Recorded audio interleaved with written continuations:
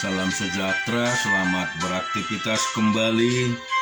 Kiranya hari ini lebih baik daripada hari kemarin. Pemeliharaan Tuhan dan berkat-Nya melimpah di hidup kita. Kita baca dan renungkan firman Tuhan Markus pasal yang pertama ayat 1-14.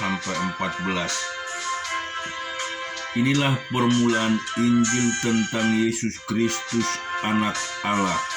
Seperti ada tertulis dalam kitab Nabi Yesaya, "Lihatlah, aku menyuruh utusanku mendahului engkau. Ia akan mempersiapkan jalan bagimu." Ada suara yang berseru-seru di padang gurun, "Persiapkanlah jalan untuk Tuhan, luruskanlah jalan baginya." Demikianlah Yohanes pembaptis tampil di padang gurun dan menyerukan, "Bertobatlah dan berilah dirimu dibaptis, dan Allah akan mengampuni dosamu." Lalu datanglah kepadanya orang-orang dari seluruh daerah Yudea dan semua penduduk Yerusalem, dan sambil mengaku dosanya mereka dibaptis di sungai Yordan. Yohanes memakai jubah bulu unta dan ikat pinggang kulit, dan makanannya belalang dan madu hutan. Inilah yang diberitahukannya, "Sungguh aku akan datang.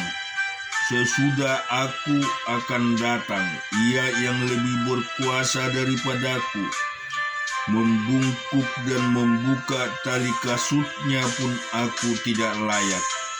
Aku membaptis kamu dengan air, tetapi Ia akan membaptis kamu dengan Roh Kudus."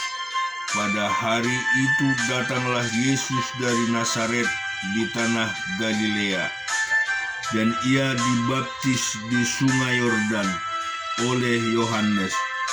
Pada saat itu keluar dari air, Ia melihat langit terkoyak dan Roh seperti burung merpati turun ke atasnya. Lalu terdengarlah suara dari surga, "Engkaulah anakku yang kukasihi, kepadamulah aku berkenan." Segera sesudah itu Roh memimpin Dia ke padang gurun. Di padang gurun itu tinggal 40 hari lamanya, dicobai oleh iblis. Ia berada di sana di antara binatang-binatang liar, dan malaikat-malaikat melayani Dia. Sesudah Yohanes ditangkap, datanglah Yesus ke Galilea, memberitakan Injil Allah. Katanya, "Waktunya telah genap, kerajaan Allah sudah dekat. Bertobatlah dan percayalah kepada Injil." Kita akan baca di dalam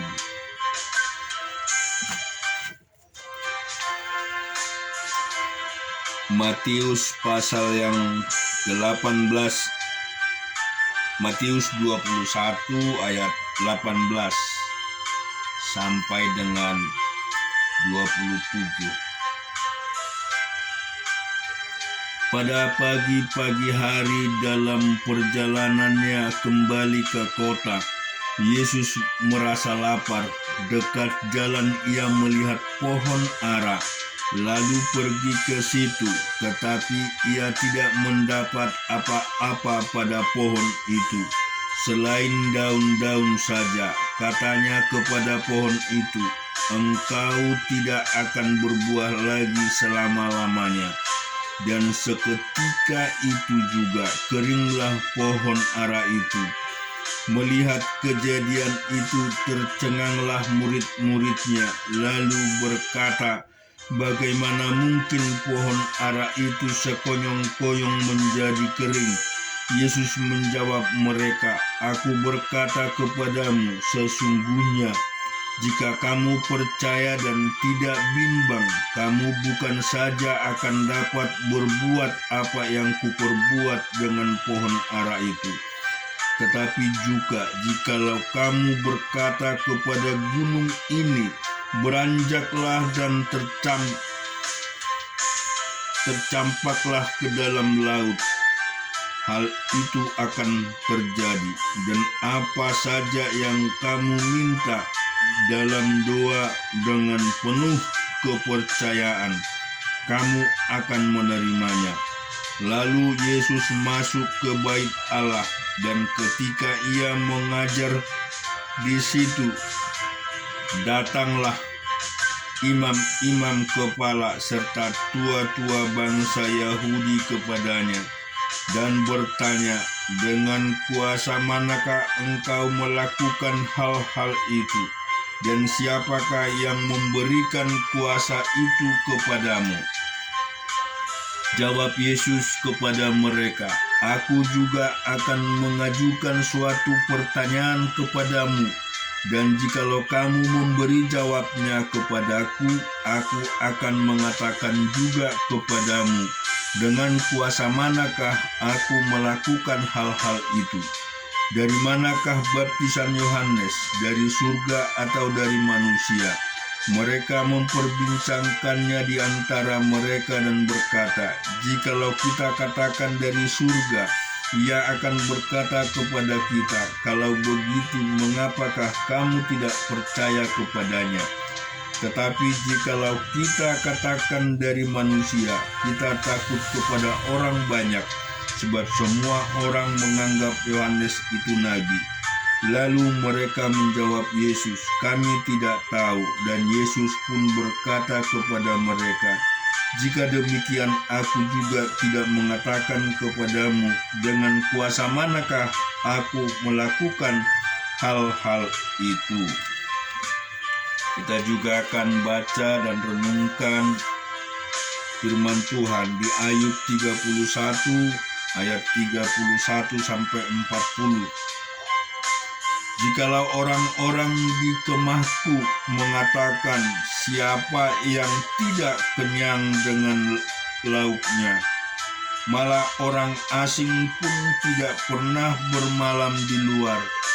Pintaku kubuka bagi musafir.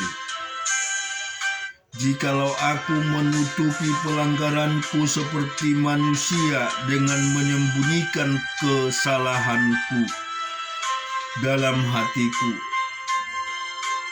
karena aku tertakuti kalayak ramal dan menghinaan kaum keluarga mengagetkan aku, sehingga aku berdiam diri dan tidak keluar dari pintu.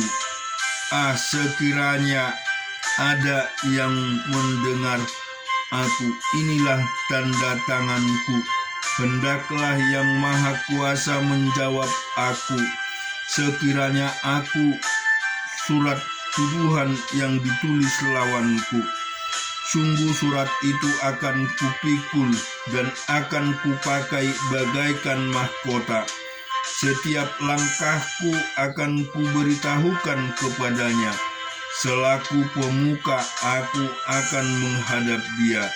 Jikalau ladangku berteriak karena aku, dan alur bajaknya menangis bersama-sama, jikalau aku memakan habis hasilnya dengan tidak membayar, dengan menyusahkan pemilik-pemiliknya, maka biarlah bukan gandum yang tumbuh, tetapi onak, dan bukan jelai, tetapi lalang. Sekianlah kata-kata Ayub. Amin. Tuhan memberkati kita semua.